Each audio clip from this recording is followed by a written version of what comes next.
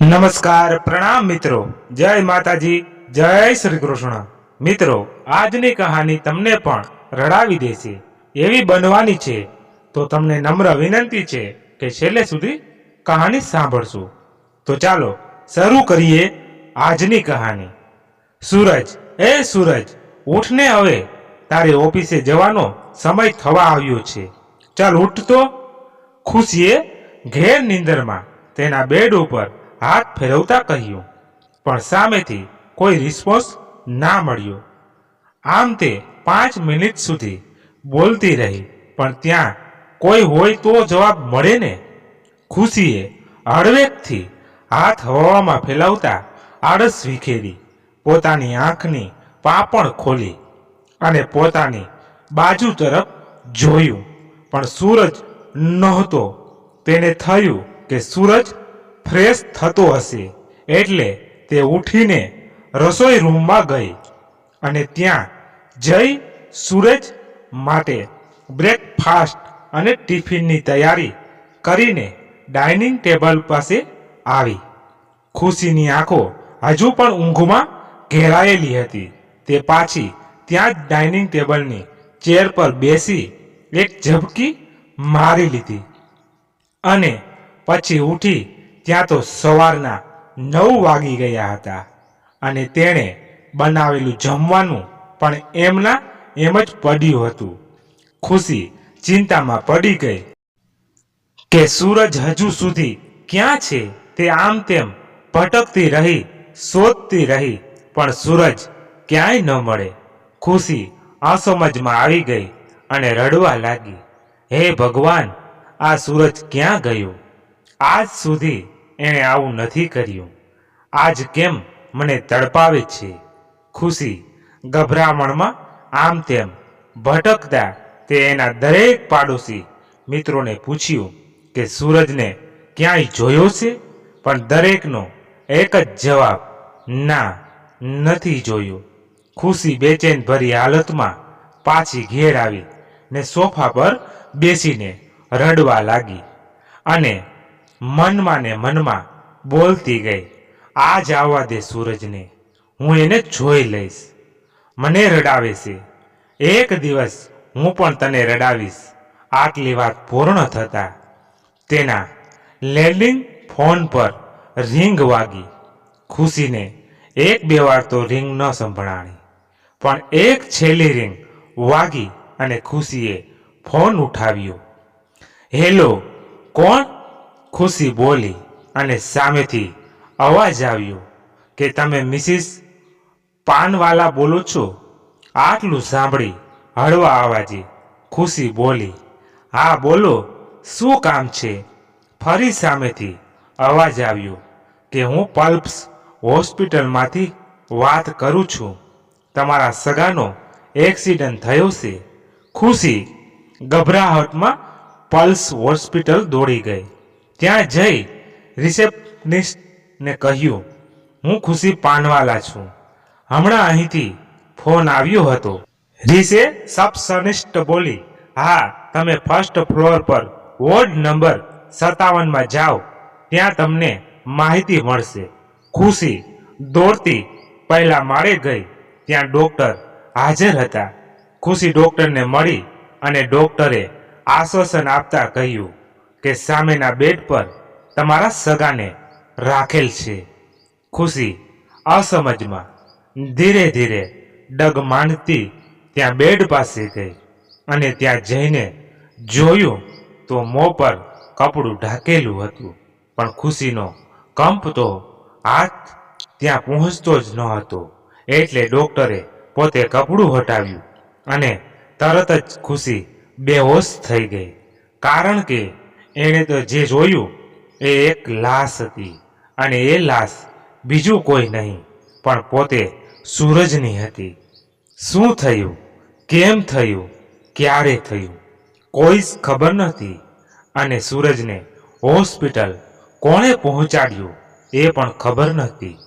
હવે ખુશી પણ બેભાન થઈ ગઈ હતી. એટલે ડોક્ટર પણ પરેશાનમાં આવી ગયા હતા કે હવે આમને કોણ સંભાળે. ખુશીના પરિવારનો કોન્ટેક કરવાની કોશિશ ડૉક્ટરે કરી અને ખુશીના મમ્મી ઈલાબહેનને કોન્ટેક કર્યો. ઈલાબહેન હોસ્પિટલે પહોંચ્યા. એમને પણ આ જોઈ દંગ રહી ગયા. કેમ ન થાય? એક તરફ દીકરી બેહોશ અને બીજી તરફ જમાઈની લાશ. પણ ઈલાબહેન દિલ પર કાબૂ રાખીને ખુશીને સંભાળવી જ રહી. ઈલાબહેને પણ તેમના સારા અને ભરોસે મંદ સ્વજનોને હોસ્પિટલ બોલાવ્યા. ત્યાં ખુશીની ફ્રેન્ડ અને સૂરજના મિત્રો પણ આવી પહોંચ્યા ને પરિસ્થિતિને સંભાળી લીધી અને ડૉક્ટર સાથે વાત કરી અને માહિતી મેળવવાની કોશિશ કરી. પણ ડૉક્ટરને પણ બસ એટલી જ ખબર હતી કે સૂરજને ગંભીર હાલતમાં હોસ્પિટલ લાવવામાં આવ્યો હતો. પણ કોણ લાવ્યું એ ખબર ન હતી. ખુશીના મિત્રો અને તેની મમ્મી ઈલાબહેનને લોકોને ઘરે લઈ જવાની બધી તૈયારી કરી લીધી. સૂરજની અંતિમ ક્રિયા પણ થઈ ગઈ. લોકો પોતપોતાના ઘેર પાછા ફરી રહ્યા હતા. પણ ખુશીની હાલતમાં કોઈ સુધાર ન હતો. કારણ કે એને ખોયું હતું જેના માટે એણે ઘણી મહેનત કરી હતી. ખુશીના મમ્મી ઈલાબહેન અને તેની મિત્ર પાયલ મળીને એને પાછી હતી એવી હાલતમાં લાવવાનો પ્રયાસ કરી રહ્યા હતા. પણ ખુશીની હાલતમાં કોઈ ફરક નહોતો પડતો.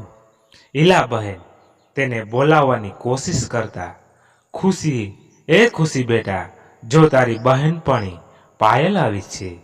જો તો ખરા આ ગાંડી હવે કેટલી ડાય થઈ ગઈ છે. જો એણે તો લગ્ન પણ કરી લીધા અને એણે તને બોલાવવી કેમ નહીં? ચાલ તું એને ઠપકો આપતો. ખુશી બોલ ને બેટા. આટલું કહી ઈલાબહેન ધ્રુસકે ને ધ્રુસકે રડી પડ્યા. પણ થાય પાયલ હતી એટલે તેને ઈલાબહેનને દિલાસો આપ્યો કે માસી તમે હારી જશો તો આને કોણ સંભાળશે? ઈલાબહેન બોલ્યા, દીકરા હું શું કરું? હવે મારી હસતી બોલતી ઢીંગલી આજ ખાલી પૂંડા જેવી થઈ ગઈ છે. પાયલ તું કંઈક કરને. તને તો ખબર છે ને કે આ કોણ છે? બેટા તું કંઈક કર. બેટા ઈલાબહેનના આંસુ રોકતા જ નહોતા. પણ પાયલને એ ખ્યાલ આવ્યો કે શાયદ ખુશી બધું ભૂલી ગઈ છે. એટલે એને થયું કે ફરીથી પાયલને એના જીવન વિશે યાદ અપાવવું. કોલેજનો પ્રથમ દિવસ તને યાદ છે? ખુશી આપણે બંને એ કેવો યાદગાર દિવસ બનાવી દીધો હતો. પેલો પંકજ આપણને ધારીને નિહાળતો હતો જાણે કે એને જીવનમાં કોઈ છોકરો જોઈ જ ના હોય. હા, હું તો એનું અળવિતરું મોં જોઈને જ હસી પડતી. અને તું તો તોબા. એને એવો મજા ચખાડ્યો કે એ ફરી આપણી સામે આવ્યો જ નહીં. વાવ, હું તો તારી અદાની દીવાની થઈ ગઈ હતી. પાયલે વાર ખુશીને તેના અતિથિની યાદ અપાવવાની કોશિશ જારી રાખી. તોય ખુશીના ચહેરા પર કોઈ કસક જ ન જોવા મળે. પાયલે કશું વિચાર્યા વગર વાતો ચાલુ રાખી. કોલેજનો 1 દિવસ, 2 દિવસ, 3 દિવસ આમ કરી પાયલે FIYનું ચેપ્ટર પૂરું કરી નાખ્યું. કોલેજનું બીજું વર્ષ શરૂ થયું. બીજા વર્ષનો 1 મહિનો પૂરો થયો. પાયલ અને ખુશી હસતા રમતા કોલેજ તરફ જઈ રહ્યા હતા. ત્યાં રસ્તા પર અચાનક સૂરજની મુલાકાત ખુશી સાથે થઈ. પણ ખબર તો છે ને કે આમ કોઈ થોડી પહેલી ટક્કરમાં દિલ દઈ બેસતા હોય. ખુશી અને સૂરજ પોતપોતાના રસ્તે આગળ વધી ગયા. પાયલે ખુશીને ટોન મારતા કહ્યું, કેવો લાગ્યો? આહા, ચાલ હટ, ડફર કહી ને ખુશી હસી પડી. પણ એ સમય તો બંને બહેનપણીઓ પોતાની મસ્તીમાં જ હતા. રટા મારતા કોલેજ પહોંચ્યા. કોલેજનું લેક્ચર તેમને થોડું બોરિંગ લાગ્યું. એટલે એ લોકો હેલ્પ ડે બંક મારીને બહાર પિક્ચર જોવા જતા રહ્યા. આવું વારવાર એ લોકો કરતા. ખુશી તો જાણે એટલી હદની પાગલપંતીમાં રહેતી કે જાણે આ દુનિયાની બધી ખુશહાલી એના જ દામન ભરી હતી. અને આ બધું તેને તેના મમ્મી ઈલાબહેનના સ્વભાવથી મળતું. કારણ કે ઈલાબહેનની જિંદગીમાં ખુશી સિવાય બીજું કોઈ ના હતું. ખુશીના પપ્પા પણ બીમારીના કારણે બહુ જલ્દી આ દુનિયાથી વિદાય લઈ લીધી હતી. ખુશી જ્યારે પણ ઘરે પાછી આવે એટલે ઈલાબહેનને ખબર પડી જ જાય કે તુફાન પાછું આવી ગયું. ઈલાબહેન તેને સમજાવતા કે એ છોકરી ગાંડી થામા, આટલી મસ્તી સારી નહીં, ક્યારેક કોકની નજર લાગી જશે. પણ ખુશી તો ખુશી જ હતી. હરેક વાતમાં mom don't worry B happy કહી હા હા હા આમ હસી પડતી. તેને સુખ દુઃખ બધું એક સન્માન હતું. કારણ કે એ સમજદાર છોકરી હતી. તેને ખબર હતી કે તકલીફ તો રહેવાની. પાયલ એને બધું જ યાદ અપાવતી હતી જ, બાકી ન રહી જાય તેનું ખાસ ધ્યાન રાખી. ખુશી તને યાદ છે સુરજ સાથે આપણી પહેલી મુલાકાત? મેં તને કહ્યું હતું કે કેવો લાગ્યો. સૂરજનું નામ આવતા શાયદ ખુશીની રૂહ જાગી જતી એવું પાયલને લાગતું. એટલે તે વારવાર સૂરજનું નામ લેતી અને ખુશીને મહેસૂસ કરાવતી જૂની યાદો. કોલેજની અડધી શતક એટલે 6 મહિના પૂરા થઈ ગયા હતા. એટલે ખુશી અને પાયલ પાર્ટી કરવાનું વિચાર કર્યો કે આપણને જશ્ન મનાવીએ.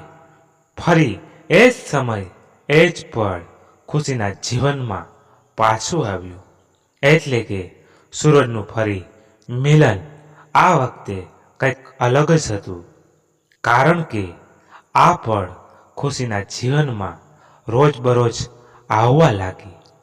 પાયલને થયું કે ચાલો કંઈક મસ્તી કરીએ. પાયલ ખુશીને સૂરજના આવવાની વારવાર ટોન મારતી અને ખુશીની ચીમકી લેતી. પણ ખુશીને ખબર જ ન હતી કે આ ચીમકી હકીકત બની જશે. એક દિવસ એવો આવ્યો કે ખુશી એકલી કોલેજે જતી હતી અને એવામાં સૂરજનું ત્યાંથી નીકળવું કોઈ ઇંતફાક ન હતો. રસ્તો એવો કદરૂપી અને આવડચંડો હતો કે ત્યાં કોઈને કોઈ લોફર તો જોવા મળે જ તમને. અને એવામાં કોઈ છોકરી એકલી નીકળે તો બસ થઈ ગયું કામ. પણ ખુશી કંઈ જાય એવી ન હતી. પણ કહેવાય ને તો છોકરીને છતાંય પણ સૂરજને ત્યાં આવવું પણ શાયદ ખુદાને પણ મંજૂર હતું. આ મુલાકાત એક એવો નવો મોડ લાવવાની હતી. ખુશી અને સૂરજનું તો હવે વારવાર મળવું એ તો લાઝમી હતું. કારણ કે રસ્તો એક અને શાયદ હવે મંજિલ પણ એક થવા જવાની છે. પાયલ તો આ નજરાણું જોઈ એક્સાઇટેડ હતી કે એ મંજિલ દો રહી ફિર પ્યાર ના કૈસે હો. આવું ગીત ગાવું તો પાયલના હકમાં હતું જ. પાયલ ખુશીને કહેતી કે પેલો છોકરો હવે તો તારી સામે જોઈને હસે છે અને તું પણ સ્માઇલ આપે છે. હે શું વાત છે, મેરી ગુડિયા સયાની હો ગઈ. ખુશી હસી પડી. ના યાર એવું નથી.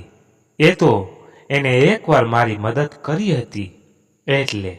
બસ પાયલે બંનેની મુલાકાત કેવી રીતે કરાવવી હતી અને એ બંને વચ્ચે મોહબ્બતનું ફૂલ કેવી રીતે ખીલ્યું હતું એ જણાવે છે. લાગે કે જાણે ખુશીમાં જાન પાસી આવતી હોય. ઈલાબહેન આ જોઈને પાયલને શાબાશી આપતા અને કહેતા, પાયલ બેટા જો તું ન હોત તો હું શું કરત? ઈલાબહેનની સામે જોઈ પાયલ બોલી, ના માસી, એવું ના કહો. હું પણ તો તમારી દીકરી છું ને, એમાં શું થયું? મેરી ગુડિયા સયાની હો ગઈ. હે, આટલું કહી હસતા પાયલે ખુશીને ટોન માર્યો અને ખુશી હસી પડી અને કહ્યું, જો પાયલ, તું મને ઘડી ઘડી આવું કહી હેરાન ન કર. એવું કંઈ નથી. હે, એમ તો પછી એ છોકરાનું નામ લેતા તારો ચહેરો કેમ ખીલી જાય છે? બસ હવે બહુ વધારે થાય છે હો પાયલ. એમ કહી ખુશી એ વાતને બદલી નાખી. ચાલ પાયલ, આજ આપણે ક્યાંક ફરવા જઈએ, ખુશીએ કહ્યું અને પાયલે હા કહ્યું અને એ લોકો ફરવા ગયા. ફરીને પાછા ઘર તરફ વળતા ખુશી અને સૂરજનો ભેટો થયો અને બંનેએ એકબીજાને હાય હેલો કહ્યું. આ વખતે પાયલ જોડે હતી એટલે મુલાકાત બહુ દિલચસ્પ હતી. આ મુલાકાત દોસ્તીમાં ફરી અને એકબીજાને નામ પૂછ્યા અને દોસ્તીને વધાવી લીધી. દોસ્તી આગળ વધી, એકબીજાની પસંદ નાપસંદની વાતો ચાલી, એકબીજાના જીવન વિશે વાતો થતી. આમ દોસ્તી 6 મહિના ચાલી અને પછી શું? હમ તુમ દો જબ મિલ જાએંગે એક નયા ઇતિહાસ બનાએંગે. લવની ગાડી પાટે ચડી અને દોડવા લાગી. ખુશીને એની બધી વાતો યાદ અપાવવામાં પાયલને ઘણો સમય લાગ્યો હતો, પણ ખુશીની પાપણ તસતી મસ્ત ના થાય, કારણ કે એ તો ભાન ભૂલી જ ગઈ હતી. એ કોણ છે? પાયલે હાર ન માની અને તેની કહાની ચાલુ રાખી. એક દિવસ ખુશી અને તેના મમ્મી ઘરે એકલા હતા અને લગભગ બપોરના 1:25ની આસપાસ થયું હશે ને ઘર એક પોસ્ટકાર્ડ આવ્યું. તેમાં કોઈ ફોટા હતા. એ પોસ્ટકાર્ડ ઈલાબહેને જોયું તો તેમાં સૂરજના ફોટા હતા અને કંઈક જ અલગ જ હતા. તેમાં સૂરજ કેવી રીતે મૃત્યુ પામ્યો એની આખી સિરીજ હતી. આ રહસ્ય ઈલાબેન જોઈ ના શક્યા અને તરત જ પાયલને ફોન કર્યો અને તેને એમના ઘરે બોલાવી. એ સમય તો પાયલ ક્યાંક બહાર ગઈ હતી એટલે તેને આવવામાં થોડો સમય લાગ્યો. ઈલાબહેન પાયલની રાહ જોઈ રહ્યા હતા અને ખુશી જીવતી લાશની જેમ બેડ પર બેઠી હતી. ઈલાબહેન વારવાર ઘરની બહાર નજર કરે, પાયલ ક્યારે આવશે, ક્યારે આવશે નહીંની અસમજમાં હતા. થોડી વાર પછી પાયલ આવી અને ઈલાબહેનને મળીને કહ્યું, શું થયું માસી, કેમ હેરાન છો? બેટા, એ બધું છોડ અને અહીં આવ, મારી જોડે બેસ.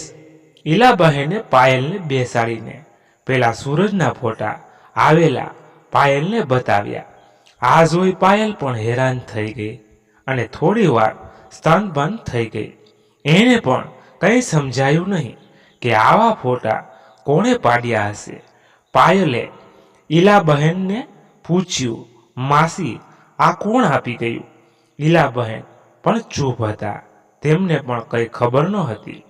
પાયલ હવે ડબલ ચિંતામાં આવી ગઈ કે ખુશીને આગલા દિવસે મેં તને સરપ્રાઈઝ આપી હતી અને તું એ જોઈ ઓવર એક્સાઇટેડ થઈ ગઈ હતી. હું એ વાત હજુ નથી ભૂલી. તું તો નથી ભૂલી ને? પાયલ આટલું કહેતા ઈલાબહેન પાયલ માટે કોફી લઈને આવ્યા અને પાયલે ઈલાબહેનને વાત કરી, માસી, તમે ચિંતા ન કરતા, મેં સૂરજના કાતિલને પડવાની બધી તૈયારી શરૂ કરી દીધી છે. એ બહુ જલ્દી હાથ આવી જશે હો. એટલો દિલાસો સાંભળી ઈલાબહેનના મુખે થોડી શાંતિ આવી, પણ ખુશી એના તો ચહેરાનો કોઈ હાવભાવ જ નહોતો બદલાતો. પાયલે ખુશીને સમજાવવાનું થોડું અડચણ જેવું લાગતું એટલે તેને એક ખ્યાલ આવ્યો કે તેની સામે બેસીને વાતો ન વડા કરવા કરતા એક નાટક જ કરું તો શાયદ એ નાટક જોઈ ખુશી સમજી જાય અને પાછી ભાનમાં આવી જાય. પાયલે નાટકની બધી થીમ તૈયાર કરાવી.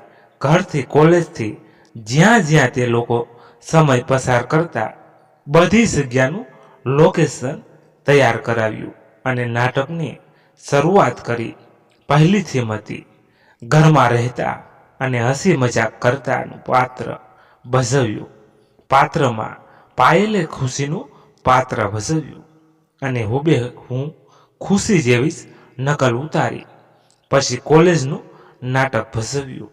એમ કરતા કરતા ખુશી અને સૂરજના લગ્નની થીમ આવી અને એમાં પણ પાયલે ખુશીનું પાત્ર ભજવ્યું અને તેના એક મિત્રએ સૂરજનું પાત્ર કર્યું. એ થોડો ઘણો સૂરજ જેવો લાગતો હતો. આ થીમ જોઈને ખુશી જ્યાં ખુરશી પર બેઠી હતી ત્યાંથી ઊભી થઈ ગઈ અને અચાનક બેહોશ થઈ ગઈ. તેણે ઉઠાવીને એક બેડ પર સુવડાવી અને પાયલે વિચાર્યું કે આ આઈડિયો કામ કરી ગયો લાગે છે. નાટક પૂરું થયું ત્યાં તો પાયલના એક મિત્રનો ફોન આવ્યો અને તેણે પાયલને એક કોફી શોપમાં મળવા બોલાવી અને પાયલ ત્યાં ગઈ અને તેના મિત્રએ વાત કરી કે સૂરજનું ખરેખર ખૂન થયું છે અને એ ખૂન કોઈ છોકરીએ કર્યું અથવા તેણે કરાવ્યું છે. આ સાંભળી પાયલ ચકિત થઈ ગઈ. છોકરી પણ કેમ? એણે સૂરજ સાથે કે ખુશી સાથે શું દુશ્મની કે એણે આ કામ કર્યું? આટલું પાયલ બોલી માથે હાથ રાખી હેરાન થઈ ગઈ. પાયલના મિત્રએ કહ્યું કે એ તો ખબર નથી કે શું કામ એણે આવું કર્યું, પણ વાત સાચી જ છે કે આ ખૂન છોકરીના કારણે થયું છે. પાયલે પણ કહી દીધું કે કંઈ પણ થાય એ છોકરીને ગોતો. આટલું કહી પાયલ ત્યાંથી ચાલી નીકળી અને ઈલાબહેનના ઘરે ગઈ અને ઈલાબહેનને વાત કરી કે આવી વાત છે. એ સાંભળી ઈલાબહેન પણ ચોંકી ગયા કે છોકરી આવું કામ કર્યું હશે એમ કહી રડી પડ્યા. પાયલે ઈનાબહેનને શાંત પાડ્યા અને કહ્યું, એ માસી તમે ચિંતા નહીં કરો, એ પકડાઈ જશે. મેં બધી તૈયારી કરી લીધી છે. 1 દિવસ 2 દિવસ આમ 1 અઠવાડિયું થઈ ગયું અને એ છોકરી પાયલના હાથમાં આવી ગઈ અને પાયલે એ છોકરી પાસે બધું જાણી લીધું અને કહ્યું કે તે આ બધું શા માટે કર્યું. ત્યારે એ છોકરીએ કહ્યું કે સૂરજે ઓફિસમાં જોબ કરતો હતો, ત્યાં હું પણ જોબ કરતી હતી. મારે અને સૂરજને સાથે મળીને કામ કરવાનું હતું. સૂરજ સ્વભાવનો સારો હતો એટલે મને એની સાથે પ્રેમ થઈ ગયો અને મેં સૂરજને પ્રપોઝ પણ કર્યો હતો, પણ એણે મને ના પાડી દીધી અને હું ગુસ્સામાં આવી ગઈ કે એણે મને ના પાડી. જો સૂરજ મારો નહીં તો કોઈનો નહીં, માટે મેં એને મારવાનો પ્લાન બનાવ્યો અને મેં એને એ જ દિવસે સવારમાં 6 વાગ્યે ફોન કર્યો અને મેં એને મરવાની ધમકી આપી ને બોલાવ્યો અને એ આવ્યો મને મળવા. એ મને જ્યારે મળીને પાછો જતો હતો ત્યારે મેં એને મારી કારથી ઉડાવી દીધો અને એ ત્યાં જ દમ તોડીને મરી ગયો. આટલું સાંભળતા જ પાયલે એ છોકરીને જોરથી તમાચો મારી દીધો અને કહ્યું, તને ખબર ન હતી કે તે એક પરણિત પુરુષ હતો? સાલી નીચ, તને આવું કરતા શરમ ન આવી? એટલામાં લીલાબેન પણ ત્યાં આવી પહોંચ્યા અને એમણે પણ રડતા રડતા એ છોકરીને 2-4 તમાચા મારી દીધા ને કહ્યું કે શું કામ તે મારી દીકરીની જિંદગી બગાડી, તને આમાં શું મળ્યું? આટલું કહી ઈલાબેન ઢળી પડ્યા. પાયલે ઈલાબેનને સંભાળી લીધા અને પોલીસને બોલાવી એ છોકરીને જેલમાં મોકલી દીધી. પાયલ ઈલાબહેનને લઈને ઘરે આવી અને કહ્યું, માસી, હવે સૂરજ નથી રહ્યો અને તેની કાતિલને પણ સજા આપી દીધી. હવે આપણે ખુશીને પાછી લાવવાની છે. તમે હિંમત ન હારો, હું પણ તૂટી જઈશ. રડતા રડતા પાયલ બોલી અને ઈલાબહેનને શાંત કર્યા. હવે વાત શરૂ. જે નાટક પૂરું કર્યું હતું અને ખુશીને એમ મહેસૂસ થયું હતું એ જ ફરી ચાલુ કર્યું. આ વખતેની થીમ એ હતી કે સૂરજ પેલી છોકરીને મળવા જાય છે અને ખુશી તેને ઊંઘમાં ને ઊંઘમાં ઉઠાડે છે અને કહે છે, સૂરજ, એ સૂરજ, હવે ઉઠતો, તારે ઓફિસે જવાનું મોડું થાય છે. ચાલ તો તું ફ્રેશ થા, હું ટિફિનની તૈયારી કરી દઉં. આ દ્રશ્ય જોઈને ખુશીને વીતેલી વાતો યાદ આવવાની શરૂ થાય છે. સૂરજ જે છોકરીને સવારે વહેલા મળવા જાય છે એ દ્રશ્ય પણ ખુશીને બતાવવામાં આવે છે અને જ્યાં એનો એક્સિડન્ટ થાય છે એ પણ બતાવવામાં આવે છે. અને ખુશીના પાત્રમાં પાયલ પણ જે રીતે ખુશી ગાંડી ઘેલી થઈને સૂરજને શોધતી હોય છે એમ શોધવાનું નાટક કરે છે. અને એટલામાં જ એક ફોન આવે છે કે તમારા પતિનો એક્સિડન્ટ થયો છે, તમે જલ્દી પલ્સ હોસ્પિટલમાં આવી જાઓ. આ બધું દ્રશ્ય ખુશીના દિમાગમાં પાછું આવે છે અને ખુશી જોર જોરથી રડી પડે છે અને મોટા અવાજે બૂમ પાડે છે કે એ સૂરજ, સૂરજ. પાયલને થયું કે ખુશી હોશમાં આવી ગઈ અને દોડતી ખુશી પાસે આવી ને કહે છે, ખુશી, તું હોશમાં આવી ગઈ મારી બહેન. પાયલની આંખો પણ જાણે દરિયા સમીપ હિલોડા લેતી હોય ને એમ ટપ ટપ કરતી વહી પડે છે. ઈલાબહેન પણ હરખમાં રડી પડે છે. પણ ખુશીને બધાથી અલગ સૂરજ દેખાય છે. એ આમથી આમ નજર નાખે છે પણ સૂરજ હોય તો દેખાય ને. પાયલ બોલે, તેના મમ્મી બોલે, પણ તેને કોઈ ફરક ન પડે. એને તો બસ સૂરજ જ જોઈએ. ઈલાબહેનને એને બાથમાં લીધી પણ ખુશી એ એમને હડેસેલી દીધા. સૂરજ, સૂરજ, સૂરજ ક્યાં છે મારો?